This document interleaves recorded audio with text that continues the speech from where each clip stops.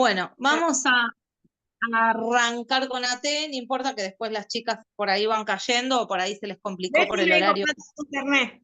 No tiene internet, así que después lo va a ir Ay, mirando.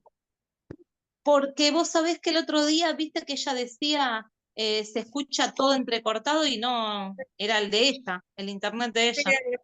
Sí, sí, sí. Qué cagada. Bueno, vamos a seguir.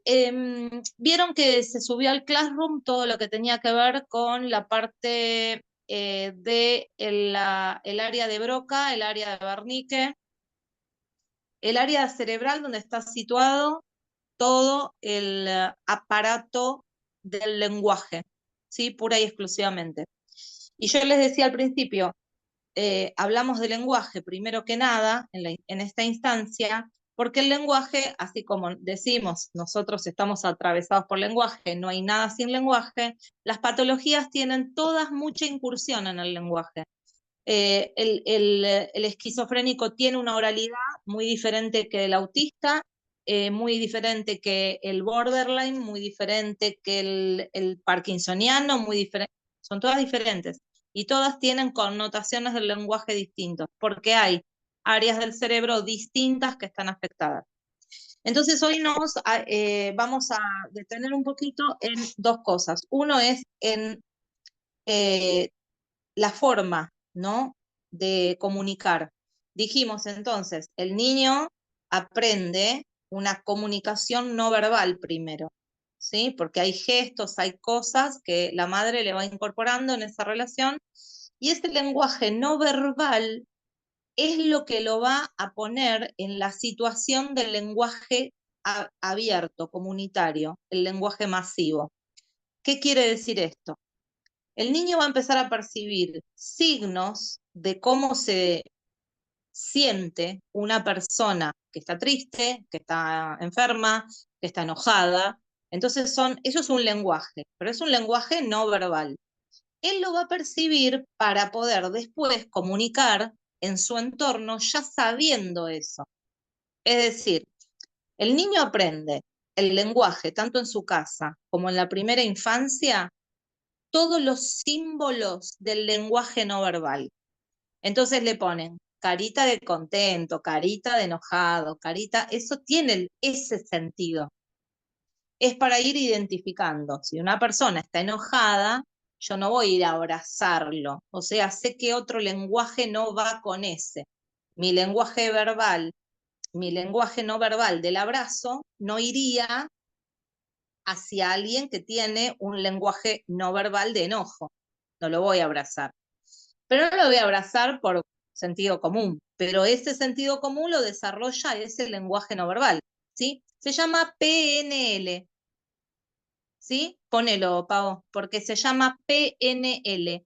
Es un tipo de lenguaje que nosotros vamos a tomar muy en cuenta porque es con lo que nos vamos a manejar con pacientes que tienen dificultad en la verbalidad, en la oralidad, en la expresión de las emociones y en los niños que tienen trastorno de todo espectro. Puede ser autismo, TDA, ¿sí? TDAH más, bueno, todos los que hay. O sea, con hiperactividad o sin hiperactividad. PNL significa programación no lingüística. La PNL es una disciplina, ¿viste? Se llama programación no lingüística. O sea, programar el cerebro a la respuesta de signos no lingüísticos, pero que son comunicacionales. Por ejemplo, caras de enojo, caras de felicidad, porque eso es la habilidad social. Muchos chicos, de los cuales vamos a hacer AT, acompañantes terapéuticos, yendo a la escuela o integrándolos en los clubes, en los lugares comunitarios, tienen dificultad con el PNL, o sea, con la programación no lingüística. ¿Por qué? Porque no saben desarrollarse en sociedad, ¿sí? Por ahí tienen un manejo cuando están solitos en su casa, pero cuando se juntan en grupo se manejan de otra manera. Y la mamá se refrustra, el papá se refrustra porque dice, no, pero en casa no pega, o sea, en casa no grita, en casa juega, o sea, ¿cómo puede ser? Bueno, hay una distorsión en el PNL, o sea, en la programación no lingüística. Esa es la primera instancia. La falla ahí está en los dos tipos de comunicación que nosotros vamos a tomar en cuenta siempre, que lo dijimos el otro día, la interpersonal y la intrapersonal, ¿sí? Nosotros vamos a trabajar con ese niño lo que es lo interpersonal a través del PNL, volver a programarle lingüísticamente el cerebro y después con la intrapersonal. Entonces, después de ese cumpleaños donde hizo algo que estuvo mejor que la vez anterior, le diremos, ¿viste? Porque es más, los AT acompañan a los cumpleaños. ¿Por qué? Porque el niño con su madre y su padre se comporta de una manera, pero el AT que tiene otras herramientas lo contiene más. Entonces, después, en toda actividad social, un chico diagnosticado, por ejemplo, con autismo, si va a un cumpleaños, tiene que ir con su AT, no puede ir con su mamá. Por más que la mamá ya haya ido a grupos de familias de autistas y todo lo que quiera, pero tiene que ir con el AT. Las obras sociales muchas veces extienden la función de la T, es decir, le da carga horaria ilimitada para que la familia se maneje dependiendo sus necesidades. Y otras obras sociales se manejan con el AT, con una carga horaria específica y dice de 2 a 3, dependiendo de la obra social, pero también dependiendo de lo que pida el médico. El médico, el psicólogo o el psiquiatra dice, este niño debería tener una carga horaria extendida para que se habitúe con sus pares, bla, bla, bla, lo que diga. Eso nos va a dar a nosotros un margen para trabajar. Entonces, una vez que el chico hizo algo piola en el cumpleaños, que no pegó, que pudo compartir, que se pudo quedar tranquilo cuando se sopló la velita, o se aplaudió, o se cantó el feliz cumpleaños, que son generalmente los problemas, por ejemplo, en un cumpleaños que hay, entonces ahí se hace una pregunta intrapersonal. Se le dice, ¿y cómo te sentiste? ¿Y qué te pasó después de eso? ¿Qué sentiste? Entonces él se tiene que hacer una pregunta a sí mismo. ¿Qué me pasó con eso? A ver, ¿estuvo bueno? Sí. ¿Y cómo lo puedo poner en este otro evento, por ejemplo, cuando me invitan a jugar a la pelota y si me hacen salir, agarro la pelota y me la quiero llevar? O sea, no quiero que juegue nadie si yo no estoy jugando, ¿no? Entonces, la pregunta intrapersonal siempre tiene que estar como una herramienta para que vaya registrando sus emociones, ¿sí? Vaya registrando qué pasa con esos lenguajes, si están buenos, si no, si lo incomodan y todo eso. La comunicación, entonces, dijimos, Mi nena, viste, tiene un compañero que hicieron un sí, cumpleaños. Ya tendrían 12 años, 13. sí, Bueno, jugó el nene porque siempre se integra mucho. Y llegó un momento que él se fue solo abajo en el comedor a mirar la tele con su mamá. Y después los demás siguieron todos jugando. Y él no, claro. ya no participó, ya fue hasta ahí.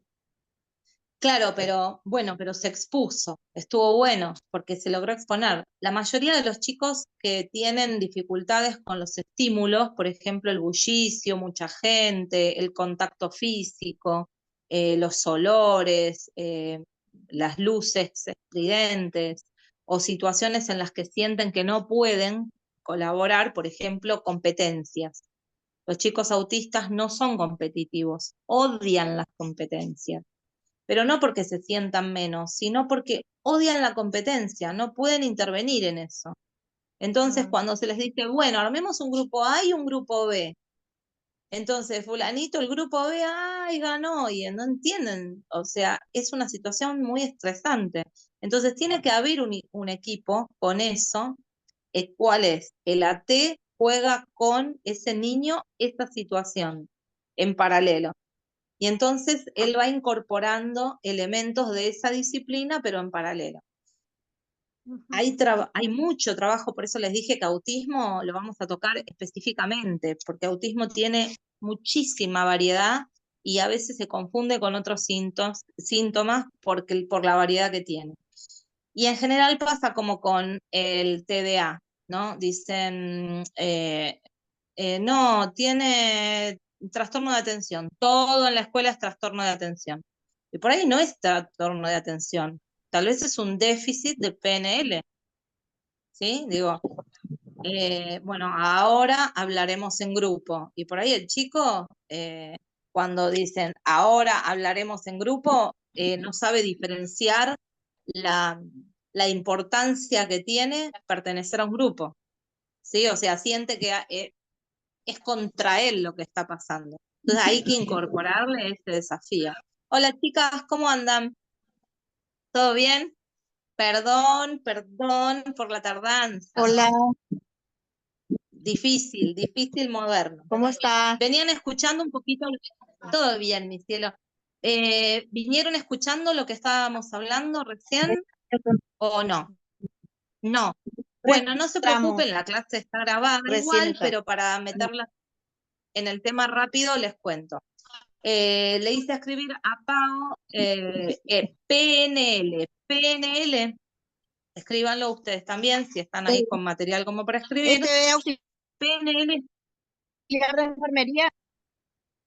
no, mi amor, hoy estás en AT, hoy estás en acompañante terapéutico. No, lo de Vicky es tremendo, no sabe dónde está. Vicky ayer, Bueno. hoy estamos en AT. PNL significa programación no lingüística.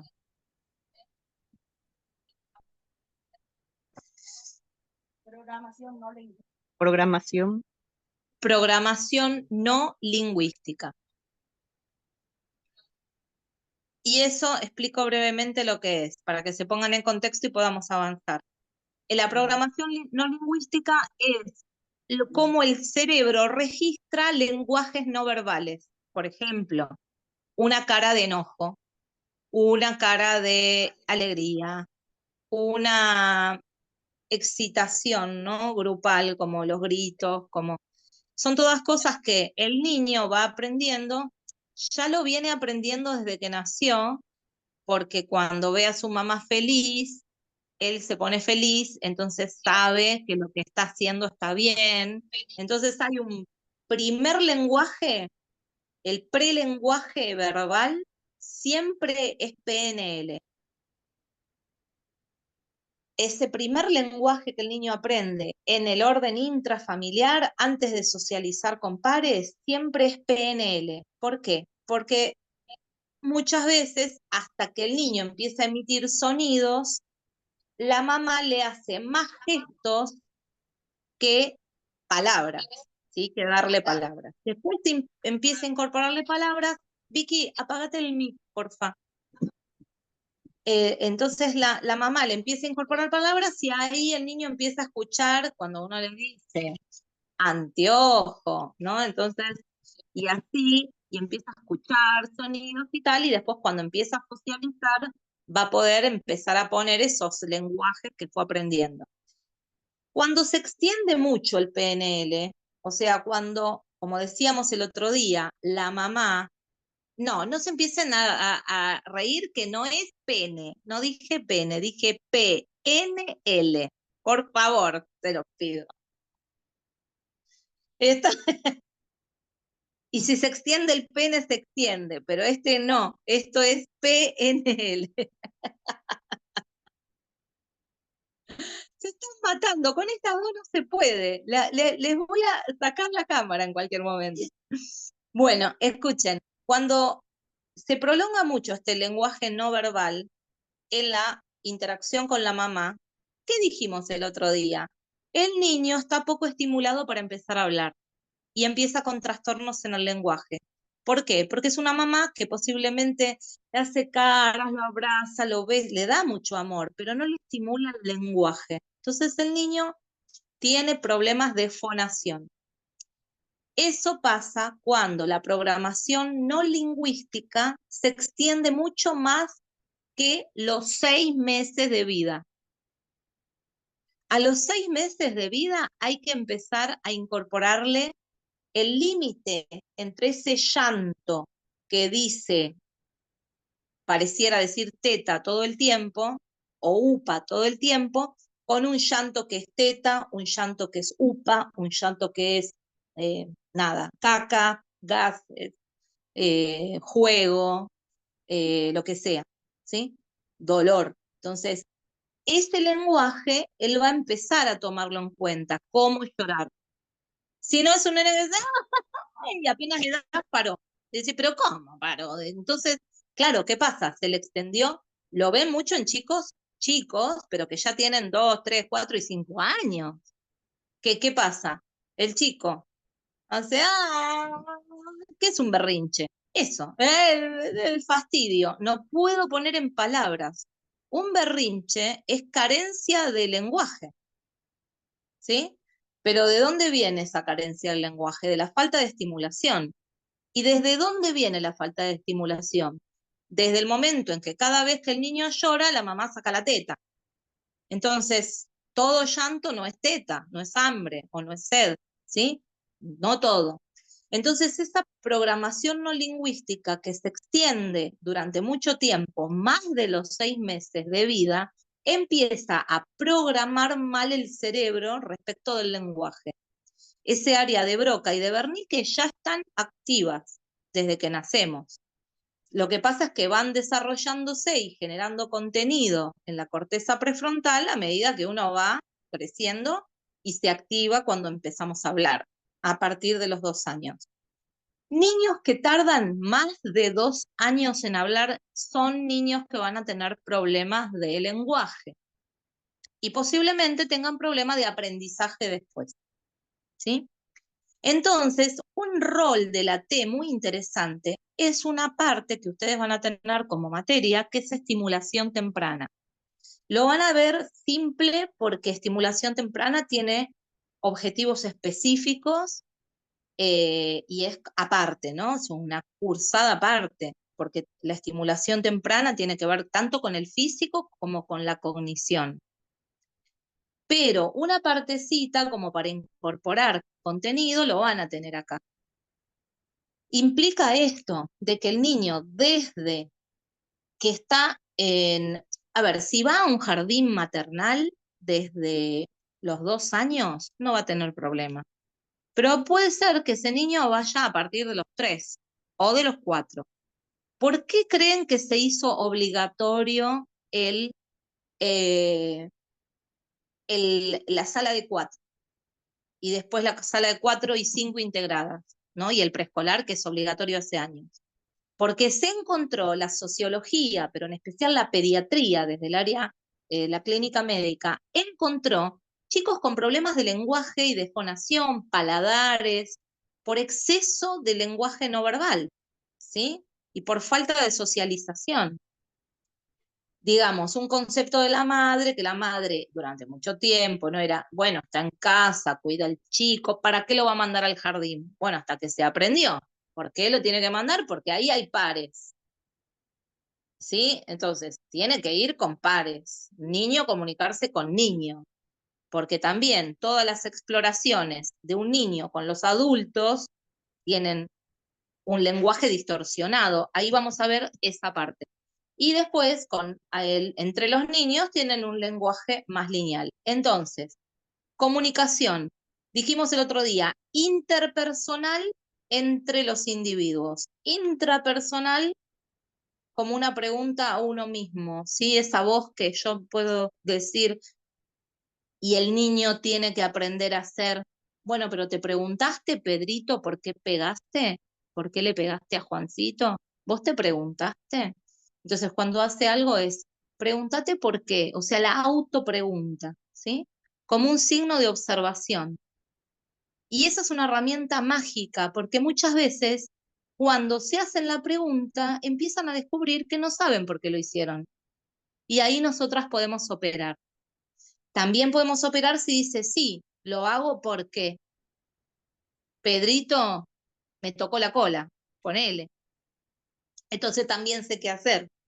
Pero si el niño no puede responder esa pregunta y se queda solo en el acto, eso no funciona, no va para ninguna dirección. El lenguaje se recibe y se emite. Entonces hay diferentes tipos, dijimos el interpersonal, el intrapersonal, el horizontal, esto si quieren apunten, el horizontal que esta comunicación horizontal permite establecer un diálogo. En horizontalidad, todos los actores del lenguaje tienen el mismo nivel, están a la misma altura.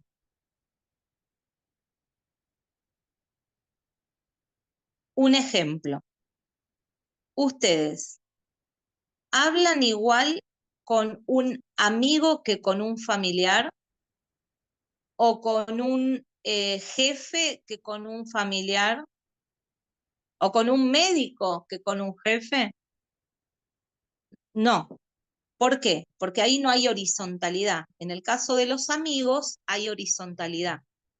En el caso de la familia no hay horizontalidad.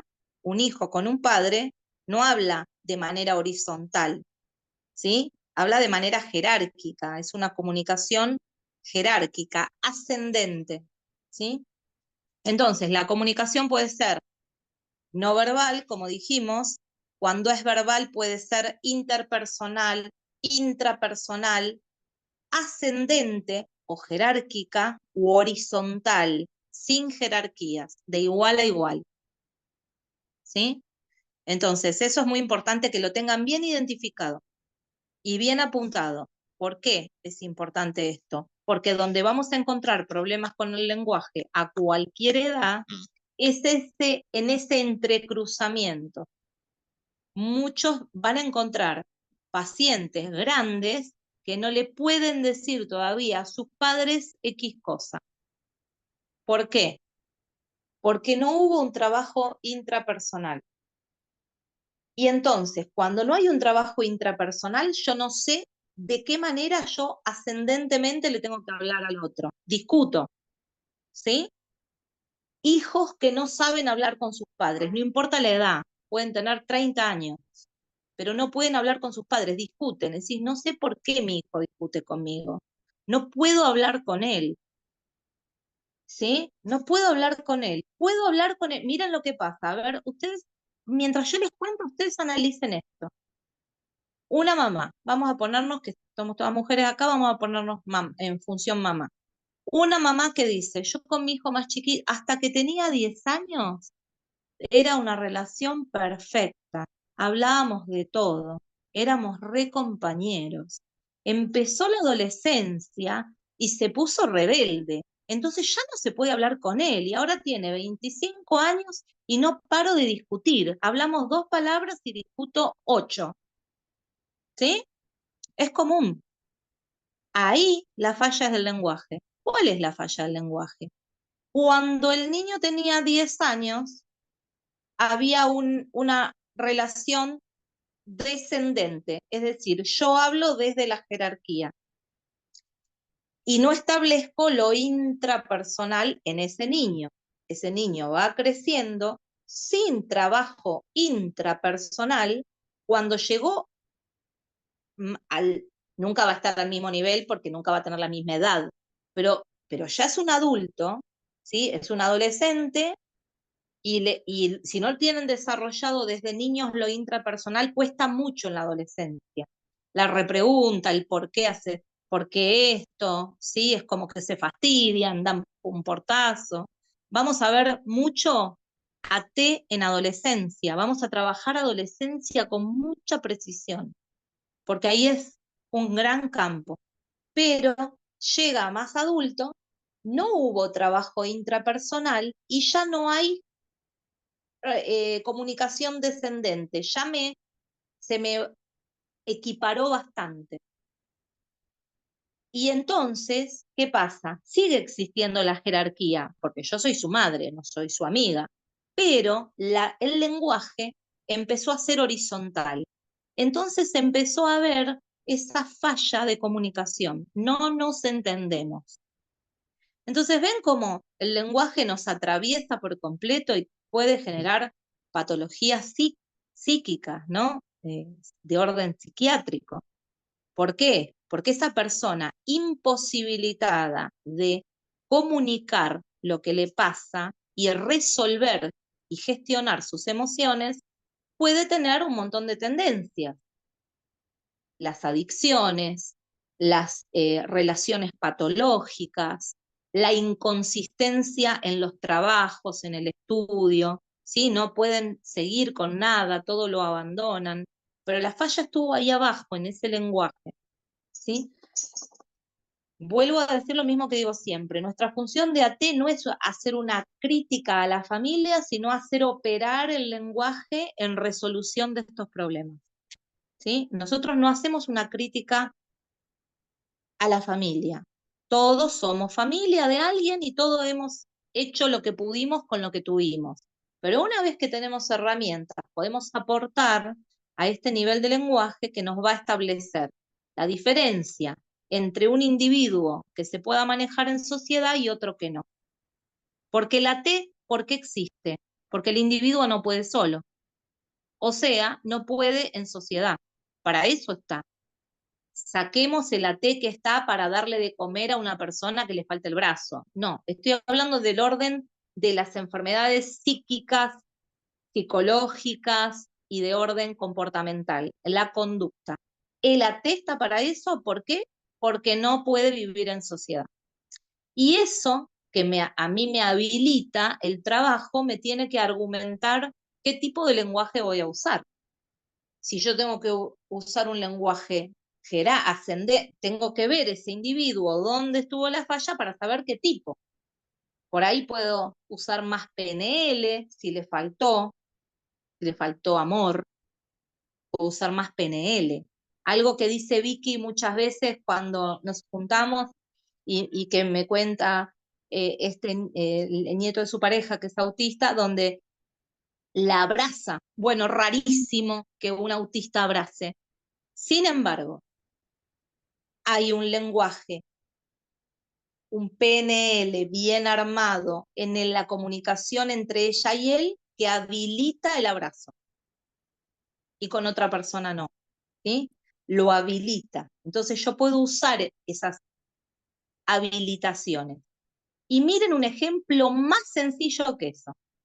¿Qué hacemos nosotros cuando vemos un perro y lo queremos tocar? ¿Cómo ponemos la mano? Así. ¿Por qué ponemos la mano así? Ya que tenemos cerebro mamífero también, ¿no? Podemos entender por qué. Porque esto al perro, que no tiene lenguaje, que no tiene lenguaje verbal, pero tiene su propio lenguaje, le significa no estoy en peligro, esta persona no me va a hacer nada. Si la persona le pone así la mano al perro, el perro lo siente como un ataque. Eso es PNL. Eso mismo, como nosotros tenemos un cerebro mamífero también implementamos esas formas de acercamiento. Nunca ir a, siempre ir habilitando lugares, ¿sí? Van a aprender mucho sobre esto, sí, Pau. ¿Y por qué cuando falta la comunicación así, o sea, cara a cara, después cuando empieza a mandar mensajes a esa persona que no podés hablar, o sea, mi hijo manda mensaje y te manda un poema, viste, te quiero, te amo, todo. Claro, Y cuando porque hay una parte. Sí, estamos frente sí, a sí, sí. frente, mira para otro lado. Bueno, te lo voy a poner en otro contexto. ¿Cuántas veces decimos, este se hace el machito atrás de una computadora puteando, ¿no? Como los trolls, ¿no? Dice, si lo ves frente a frente, capaz que no se agarra a piña.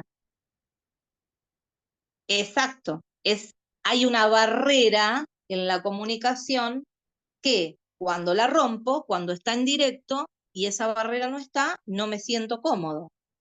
Él se ha sentido cómodo siempre con una barrera delante y entonces cuando esa barrera no está, no se siente cómodo para hablar. Entonces yo puedo poner barreras, por ejemplo, no en el caso de tu hijo, digamos, porque, como les decía, primero aprendamos todo y después busquemos implementar, ¿sí? Porque si no es como que hacemos las cosas pero a medias. Pero les voy a dar un ejemplo. Un chico autista. Nunca me pongo de frente para hablar, nunca lo interpelo, ¿sí? siempre me pongo lateral y nunca cruzo los brazos ni las piernas. Me quedo relajado y me quedo de costado y voy buscando el contacto visual de a ratos, pero sigo conversando y digo, ¿cómo te fue en el cole? Y te va a hablar algo y de repente hay que ver, ¿no? Hay muchos trastornos del lenguaje en diferentes espectros y a veces tiene muy afectado el lenguaje y habla muy mal y uno tiene que empezar por ahí. Bien, ya lo veremos cuando veamos autismo puro, puro. Pero, digo, si tenemos un niño con hiperactividad o lo que sea, y se está moviendo, no le pedimos que se deje de mover. Nosotros no hacemos contacto, entonces charlamos. Y a medida que vamos buscándolo, ese niño se va a ir ubicando para quedarse quieto. Ahora, si yo para hacer una actividad lo pongo ahí enfrente, pongo y lo miro, y lo estoy, primero que siente que lo estoy observando, que lo estoy juzgando, que lo estoy presionando, ¿sí? Entonces, ¿qué hago?